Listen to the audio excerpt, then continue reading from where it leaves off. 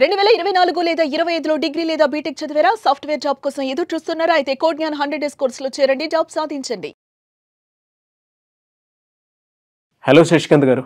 Hello Nagaraju గారు. Sir చాలా మంది అంటే ఇప్పుడున్న జనరేషన్ పిల్లల్ని కనుక మనం చూస్తే ఒకటి ఖచ్చితంగా మనకి కనిపిస్తూ ఉంటుంది. లవ్ పేరుతోటో సహజీవనం పేరుతోటో వీళ్ళు కొద్ది రోజులు బాగానే ట్రావెల్ అవుతారు. ట్రావెల్ అయిన తర్వాత ఎందుకో రిలేషన్షిప్ దెబ్బతిన్న తర్వాత అమ్మాయిలు కానీ అబ్బాయిలు కానీ బ్లాక్మెయిల్కి దిగిపోతూ ఉంటారు. అంటే వీళ్ళ వీడియోస్ ఫొటోస్ నేను బయట పెడతాను, నువ్వు ఇలాంటి ప్రూవ్ చేస్తానని చెప్పేసి మాట్లాడుకుంటారు. అబ్బాయిల పాయింట్ ఆఫ్ వ్యూ నుంచి తర్వాత మాట్లాడదాము. కొంతమంది అమ్మాయిలే బ్లాక్మెయిల్ చేస్తూ ఉంటారు, అబ్బాయిలు దాని నుంచి బయటపడలేరు. అండ్ ఇంకొకటి మనం కనుక చూస్తే చట్టాలన్నీ అమ్మాయిలకి అనుకూలంగా ఉంటాయనేటువంటి అపోహ కూడా ఉంది. అది కూడా ఉంది, అజ్యూమ్ అని కాదు, అది ఉంది సొసైటీలో. ఈ ప్రాసెస్లో ఇదిలా ఉన్నప్పుడు అసలు దానికి చట్టాలు ఏం చెప్తున్నాయి? అబ్బాయిలు తీసుకోవాల్సినటువంటి జాగ్రత్తలు ఏంటి? ఎందుకంటే వాళ్ళు కూడా కోరుకుంటారు కదా, ఇప్పుడు వాళ్ళది లైఫే కుటుంబం ఉంటుంది, చాలా అబ్బాయిలది కాబట్టి ఇందులో సెన్సిటివ్ ఏరియా. సెన్సిటివ్ ఇది అమ్మాయిల దానికంటే కూడా సెన్సిటివ్ టాపిక్. ఎందుకంటే అబ్బాయిలకి చట్టాలు చాలా తక్కువ ఉన్నాయి. అమ్మాయిలు అలా దిగిపోవడానికి కారణాలు అసలు ఏముంటాయి? జనరల్గా మీరు చూసిన కేసెస్లో ఎలా ఉన్నాయి? జనరల్గా అమ్మాయిలు ఇప్పుడు మీరు అడిగిన క్వశ్చన్కి టు స్టార్ట్ ఆఫ్, జనరల్గా అమ్మాయిలు అబ్బాయిలు first will start their love life, travel అవుతూ ఉంటారు. అమ్మాయి అబ్బాయి స్టార్ట్ ఒక over a period of time అనుకుందాము. ఫర్ ఎగ్జాంపుల్ మనం ఒక కేస్ స్టడీ లాగా ఒక ఎక్స్ ఒక Y over a period of time travel అవుతున్నారు, అమ్మాయి ఒక అబ్బాయి. ఇక్కడ ఏమవుతుందంటే అమ్మాయి స్టార్ట్ అయ్యేటప్పుడు అమ్మాయి ఒక కెరియర్లో ఒక పాయింట్లో ఉంటుంది, అబ్బాయి కెరియర్లో ఒక పాయింట్లో ఉంటాడు. కొన్ని కేసెస్లో అబ్బాయి కంటే కెరియర్ కొంచెం ఒక 2-3 స్టెప్పులు ముందుకు వెళ్ళిపోతుంది, ఈ అబ్బాయి అక్కడే ఉంటాడు. ఇక్కడ స్టార్ట్ అవుతుంది ప్రాబ్లం. ఓకే, ఇది వన్ ఆఫ్ ద కేసెస్లో చెప్తున్నాం మీకు క్లియర్గా. ఇక్కడ స్టార్ట్ అవుతుంది ప్రాబ్లం. అమ్మాయి ఎప్పుడైతే అబ్బాయి కంటే ఎక్కువ సంపాదనకి వెళ్ళిపోయి, అబ్బాయి ఎప్పుడైతే కెరియర్లో అక్కడే ఉండిపోయి, లేదా జాబే పోయి, రిసెషన్స్ కదా ఈ రిసెషన్, ఇప్పుడు హెవీ రిసెషన్ నడుస్తుంది. ఓకే, ఎవరికి జాబ్ ఉందో ఎవరు పోతుందో తెలీదు. ఓకే, సాఫ్ట్వేర్ సంబంధించి. సో ఎప్పుడైతే ఈ అబ్బాయి జాబ్ పోతామో, లేకపోతే ఎక్కడేసిన గొంగలి అక్కడే ఉంటామో అబ్బాయికి, అమ్మాయి 4-5 స్టెప్పులు ముందుకు వెళ్ళిపోతామో, కొత్త ఫ్రెండ్స్ అమ్మాయికి ఆబ్వియస్గా ప్రమోషన్స్ వచ్చి అడుగులు ముందుకు వేసినప్పుడు కొత్త ఫ్రెండ్స్ ఉంటారు. కొత్త ఫ్రెండ్స్ చూసినప్పుడు అప్పట్లో ఉన్న ఈ అబ్బాయి స్టేచర్కి ఇప్పుడు పక్కనున్న అబ్బాయిల స్టేచర్కి డిఫరెన్స్ వస్తుంది. అక్కడ స్టార్ట్ అవుతుందండి అస్సలు ప్రాబ్లం. ఇది ప్యూర్ లవా కాదా అన్నది అక్కడ తేలిపోతుంది. 90% అమ్మాయిలు పాపం అట్లా ఉన్నా కూడా ఈ అబ్బాయిలతోనే ఉంటారు ఒరిజినల్గా. 10% ప్రాబ్లం స్టార్ట్ అవుతుంది. ఈ 10% అమ్మాయిలు ఏంటి అంటే స్టేచర్ ఎప్పుడైతే మంచి స్టేచర్ ఉన్న అబ్బాయిలతోటి ఇంటరాక్షన్ స్టార్ట్ అవుతూ ఉంటాయో, ఆబ్వియస్గా ఈ పాత స్టేచర్లో ఉన్న బాయ్ ఫ్రెండ్ని వదిలేస్తాం జరుగుతుంది, లిటరల్గా వదిలేస్తాం జరుగుతుంది. ఓకే, అప్పుడు ఈ అబ్బాయి ఆబ్వియస్గా డిప్రెషన్ మళ్ళీ స్టార్ట్, డిప్రెషన్కి వెళ్ళిపోతాము, సూసైడ్ అటెంప్ట్లు ఇవన్నీ స్టార్ట్ అవుతుంటాయి. అక్కడే అబ్బాయిలు స్ట్రాంగ్ అవ్వాలి. దానికే ఇప్పుడు మనం డిస్కషన్కి వెళ్దాము. హౌ టు మేక్ అట్లాంటి అబ్బాయిలను ఎట్లా స్ట్రాంగ్ చేయాలన్నది మన టాపిక్, అంతే కదా? అంతే. సో ఇట్లాంటి అబ్బాయిలు ఏం చేయాలి? బేసిక్గా ఆ అమ్మాయిని ఒకసారి అడగాలి, 2 సార్లు అడగాలి. లేదు ఇట్లాంటి అబ్బాయి కంప్లీట్గా ఇంకా అమ్మాయి మీద డిపెండ్ అవుతున్నావు అన్నప్పుడు నువ్వు ఇన్ని ప్రామిసెస్ కలిసి తిరుగుంటారు, అన్ని ఫిజికల్ రిలేషన్షిప్ కూడా జరిగిపోయి ఉంటుంది. కాబట్టి ఆ అబ్బాయి ఒకవేళ మర్చిపోలేని పరిస్థితి డిప్రెషన్కి వెళ్ళిపోతుంటే ఆ అబ్బాయి అమ్మాయికి క్లియర్గా చెప్పాలి, మనం ఇదంతా చేసుకున్నాం కదా, మనం లెట్స్ మ్యారీ అనేసి. ఇప్పుడు అమ్మాయి ఈ అబ్బాయిని బ్లాక్మెయిల్ స్టార్ట్ చేస్తుంది. ఆబ్వియస్గా నువ్వు నన్ను హెరాస్ చేస్తున్నావు, నువ్వు ఇంకోసారి ఇట్లా ఫోన్లు చేసినా వెనకాల పడ్డా నేను కంప్లైంట్ ఇచ్చేస్తానని ఏమో బ్లాక్మెయిలింగ్ హెరాస్ చేస్తే స్టార్ట్ అవుతుంది. ఓకే, అప్పుడు ఈ అబ్బాయి హౌ టు ఎన్కౌంటర్ హర్ అన్నది డిస్కషన్. ఆ అబ్బాయి ఓన్లీ అమ్మాయిలే కాదు అబ్బాయిల మీద కేసులు వేసేది ఆర్ శిక్షకి అర్హులు అయ్యేది ఓన్లీ అబ్బాయిలే కాదు, అబ్బాయిలకు కూడా చట్టం ఉంది. ఐపీసీలో 511 సెక్షన్లు ఉన్నాయి, అందరూ మర్చిపోతారు. 511 సెక్షన్లు ఉన్నాయి ఇండియన్ పీనల్ కోడ్లో. 511 సెక్షన్లు అమ్మాయిలకి లేవు. అందులో కొన్ని కేసులు కొన్ని ఓన్లీ అమ్మాయిలకే పెట్టారు, because they are muscle power weak కాబట్టి, అది 100% కరెక్ట్ కాబట్టి పెట్టారు అది. ఓకే, కానీ 511 ఓన్లీ మజిల్ పవర్కి సంబంధించింది కాదు కదా. అమ్మాయిల్లో 10%, అబ్బాయిల్లో 10% కూడా చీటర్స్ ఉంటారు కదా. మిగతా సెక్షన్స్ వాటికి వాడాలి. చాలా మంది మళ్ళీ ఇది కూడా తెలియక చాలా కన్ఫ్యూజ్ అవుతూ ఉంటారు. ఎటు పోవాలి ఏం 511 సెక్షన్లో అందులో 511 అన్ని పనిష్మెంట్లకు సంబంధించినవి కావండి. ఈ 511 సెక్షన్లో పనిష్మెంట్ అసలు క్రైమ్ అంటే ఏంటి అన్నది డెఫినేషన్ ఉంటుంది. ఈ క్రైమ్కి పనిష్మెంట్ ఏంటి అన్నది ఇంకో సెక్షన్ ఉంటుంది.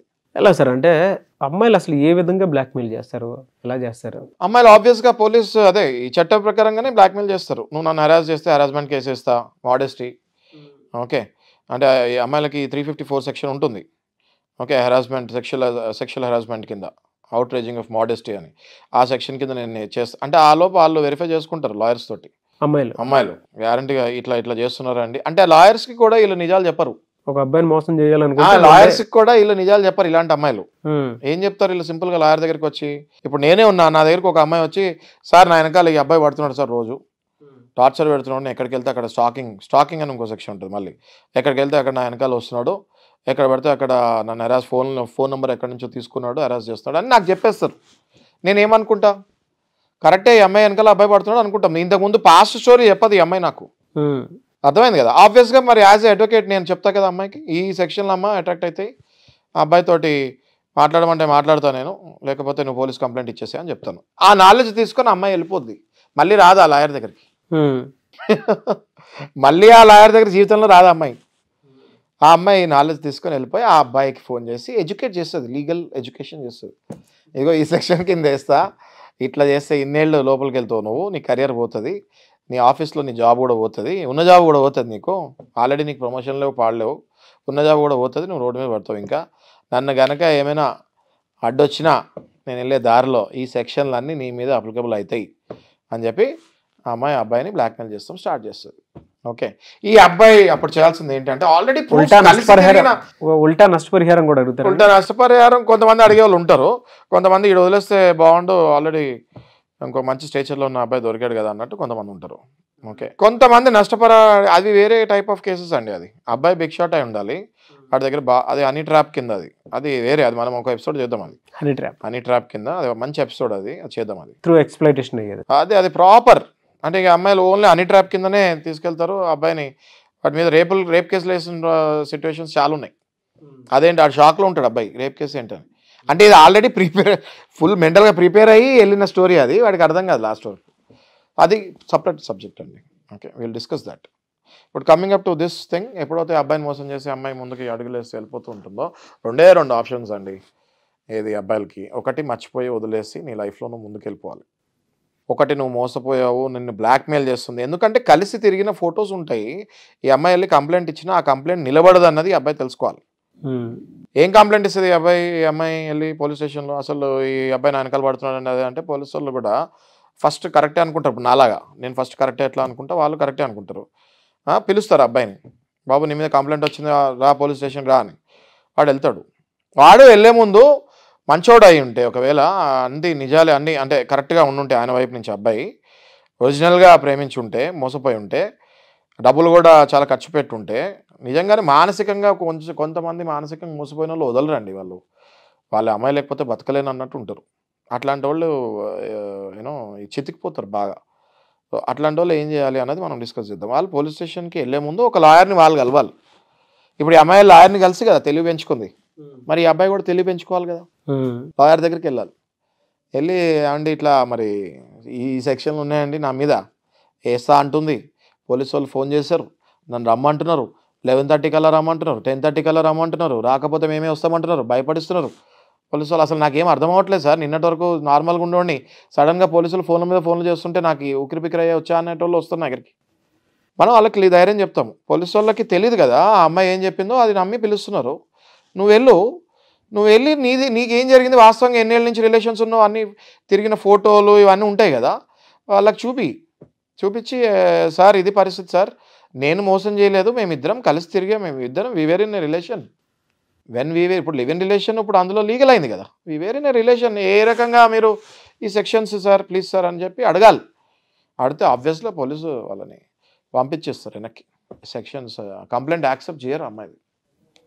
ఏ అమ్మాయి అయినా వెళ్ళి పోలీస్ స్టేషన్లో కంప్లైంట్ ఇచ్చేస్తే అది తీసుకొని అబ్బాయిని పిలుస్తున్నట్టే. అబ్బాయి లాయర్ని అప్రోచ్ అవ్వాలి, జరిగిందంతా చెప్పాలి, సలహాలు తీసుకొని పోలీస్ స్టేషన్కి వెళ్ళాలి.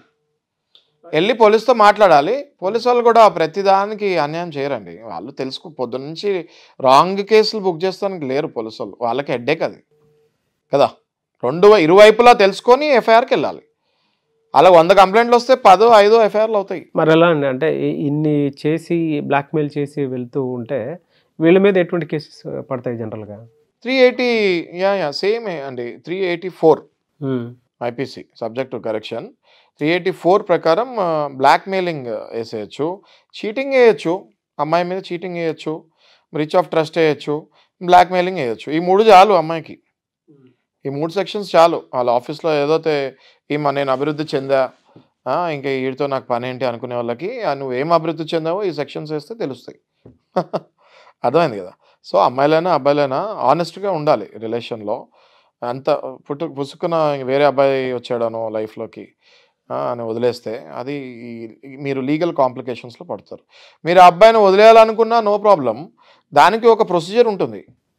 ప్రాపర్గా కూర్చొని మాట్లాడి నీ రీజన్స్ నువ్వు చెప్పి వదిలేస్తే హెడేక్ ఉండదు. అంతేగాని చెప్పా చేయకుండా వదిలేసి ఉల్టా మళ్ళీ బ్లాక్మెయిల్ చేస్తానికి వెళ్తే all these sections will be applicable on you also. Okay. లీగల్గా అందరికీ ఈక్వాలిటీ ఉంది. అందరికీ ఫీలింగ్స్ ఉంటాయి. అందరికీ లీగల్ ఆపర్చునిటీ ఉంది. బాగుందండి చాలా. Thank you. ఎందుకంటే very detailing information. Thank you sir. కొంతమంది అంటే మీరు ఇందాక అన్నట్లు వీడియో చూసిన తర్వాత వేరే వాళ్ళు ఎందుకు మిమ్మల్ని అప్రోచ్ అవుదాం అనుకుంటారు? వాళ్ళు సుమన్ టీవీకి అప్రోచ్ అవ్వచ్చు అండి. Any time they can approach Suman TV. నేను అవైలబుల్ ఉంటాను. మనము కౌన్సిలింగ్ ఫస్ట్ అసలు ఏం జరిగింది ఏంటి అంతా తెలుసుకొని న్యాయపరంగా ఎట్లా వెళ్ళాలి అన్నది we will go forward. Legal action తీసుకుంటాము. సో ఎవరికైనా సరే మీరు అందుబాటులో ఉంటారు? ఎనీ టైం అండి. Any time 24 hours any time they can approach Suman TV. మనం మాట్లాడుకొని ముందుకెళ్ళచ్చు. థ్యాంక్ యూ అండి. Thank you so much Shashikanth. Thank you Nagaraj గారు. చూసారు కదండి వీడియో. ఈ వీడియోపై మీ అభిప్రాయం కామెంట్ బాక్స్లో పోస్ట్ చేయండి. అండ్ న్యాయానికి సంబంధించినటువంటి అంటే చట్టానికి సంబంధించినటువంటి ఏ చిన్న డౌట్స్ ఉన్నా కూడా మీరు కింద కామెంట్ బాక్స్లో పోస్ట్ చేసినా సరే సరిపోతుంది. దాని మీద నేను శశికాంత్ గారు వీడియోస్ చేయడం జరుగుతుంది. లేదు అనుకుంటే మీరు ఏదైనా సలహాలు సూచనలు ప్రకారం కనుక న్యాయ నిపుణుల సలహాలు సూచనల కోసం సంప్రదించాలనుకుంటే కూడా స్క్రీన్ మీద మీకు కాంటాక్ట్ నెంబర్ కనిపిస్తుంది. దాని త్రూ కూడా మీరు కాల్ ఆర్ మెసేజ్ వాట్సాప్ చేసి ఆ విధంగా సరే మీరు అప్రోచ్ అవ్వచ్చు. అండ్ ఈ వీడియో లైక్ చేయండి, షేర్ మాత్రం తప్పకుండా చేయండి. ఇలాంటి మరిన్ని వీడియోస్ కోసం మా ఛానల్ ఫాలో అవ్వండి. Thank you.